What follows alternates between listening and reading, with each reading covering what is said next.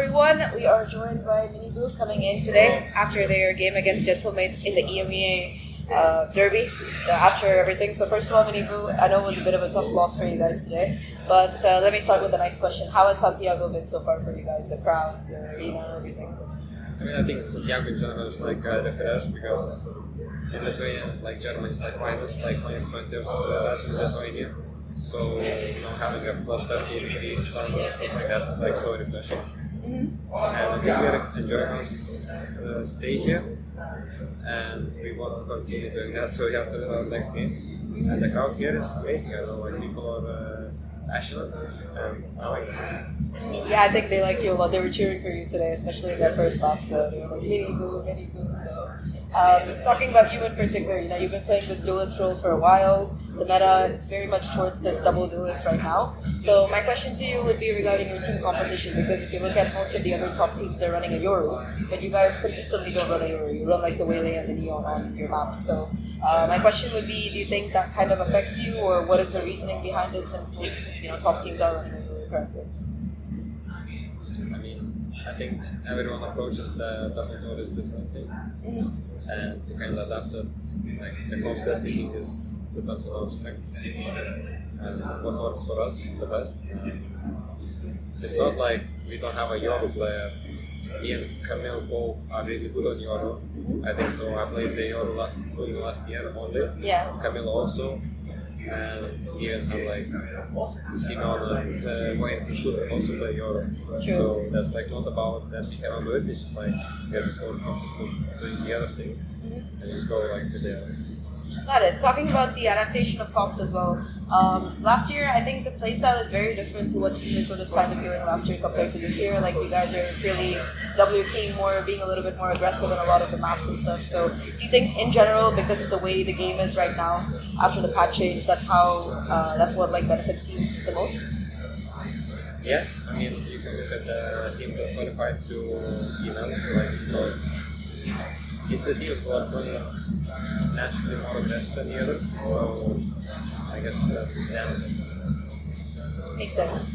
And, like you said, you've got to win one more game now. You're going to be playing whoever ends up winning tomorrow. So is there any particular team from tomorrow that you guys want to face, or you'd like to face in particular, whether it's because you think they'll be easy or you want to play them? Any teams in particular? No, maybe individually I would like to play G2. There is no reason behind it, I just like to play them. I think they're a good team, and I would like to just play them.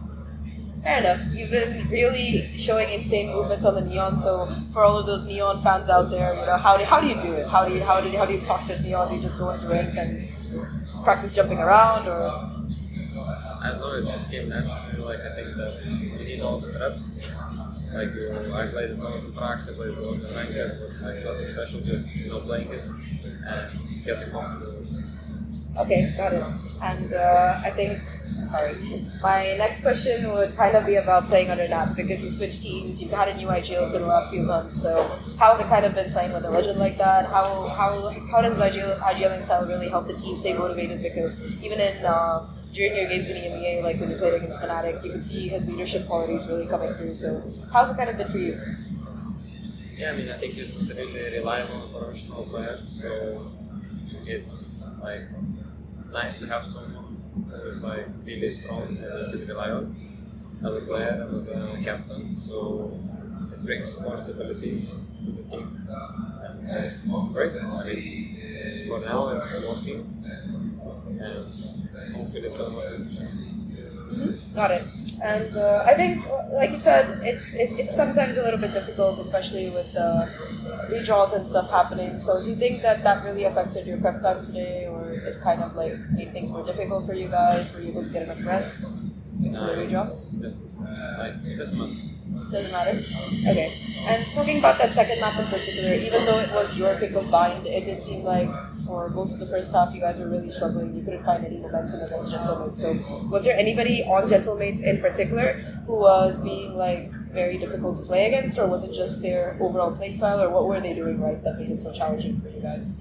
Valorant is a tactical game, sure, but if you don't get the headshot, then you're not going to win the round, and I think that's what happened. We were just not winning our fight. And like I think that's what happens in this matter. If you don't hit your shots, then you're kind of losing, and that's what happened in five. We just losing our fights. Okay, so is that talking about like tomorrow's game since that is your playoffs qualification game? What do you think are the biggest things you need to fix from today's loss? I cannot answer you right now. And no, it doesn't have to be like confidential details, but anything in particular that you can share. If there's nothing, it's okay. Individually as well, something you think you could have done better. I cannot answer you Okay, right now. that's I fine. need to reflect and then think correctly. No worries. Also, you have a game tomorrow, so fair enough. Then yeah. Day after. Oh yeah, there's a game down. I forgot about that. It's the losers tomorrow, yes. And talking about Santiago's format in particular, do you feel that having a 12 teams Masters at the beginning of the year causes like a little bit of difference for you guys? Do you think it's better because you have more teams participating? Does it feel very different because you guys also made it to Bangkok last year, where there were only not you, but Team Liquid made it to Bangkok last year? And do you think having watched the games, there's a big difference and stuff in terms of the format? Like, does it make a difference for the players because you have more games and everything? I don't think there's a difference for the players. I think that like it's obviously nice that there is more teams qualifying, and I think like that's a benefit since there is just more teams, just more space for everyone. Like naturally, like more players are gonna qualify. But in terms of like playing in the Masters, I don't think like matters. It's just play the game, and it's not like I think it's just it doesn't matter. Yeah, fair enough. And kick off the format this time, like you said, it was a triple elimination, so you guys had to play 2 best of 5s in like 2 days. Or you had to do the whole lower bracket and then play a best of 5. A lot of teams in the upper bracket had to play like 3 best of 5s or 2 best of 5s in other regions. So do you think that caused a lot of exhaustion as well, having to qualify through that constant games every day? I mean, I think definitely it's exhausting to play officials, but also as a new team, it's good to have perhaps on the stage. And I think that when you're playing official games, you gain experience with the team, and chemistry. So I would say so that it's a benefit than exhaustion, I think. So I mean, it's just the way it is. We lost 2 games, so we had to climb the tree and we had a higher path. But that's why it's special. I mean, you guys still made it, so all's well done as well. So I wanted to ask you about what your brother is saying, watching your performances. Is he cheering for you? Yeah, obviously, like he's cheering for me. There is no special thing that he's saying to me. I think he's just enjoying how we play and just observing.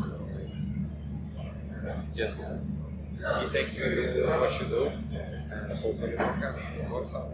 Mm-hmm. Is it like do you of course you probably miss playing with them, but how was your sibling relationship like? Are you guys rivals? Are you guys like best friends? Because there's like a lot of different types of brothers and the way they play, the way they act together. So how would you say your relationship is? Is it like more like chill, or you guys are like, no, I get more kills, something like that? I think we are more of like we don't have a rivalry. Like there's no like revenge or like I'm gonna push you up. So like it's more of like I want you to succeed, I want you to succeed, and it's just support. It's just not like it's nothing personal. Oh no, I mean more like when you guys play together, or when you're like talking about each other's teams and stuff, as brothers, even when you were on the same team, right? We do joke around like, but it's in a funny way, not in a personal way. Okay, got it. And last question in particular, anything you want to say to the fans? There's been a lot of support for you guys, like teamwork with supporters, screaming for you. So I mean, I do appreciate you supporting us. We will try as a team to make sure that we're going to play on the stage not the last time, next game, and to be on the tournament for as long as we can. Mm-hmm. And we're going to try our best to, just be there and enjoy the atmosphere because it's like amazing. So thank you so much for supporting guys, and hopefully we are going to see each other more and more. Awesome. Thank you so much, MiniBoo. Good luck for your next game. Thank you.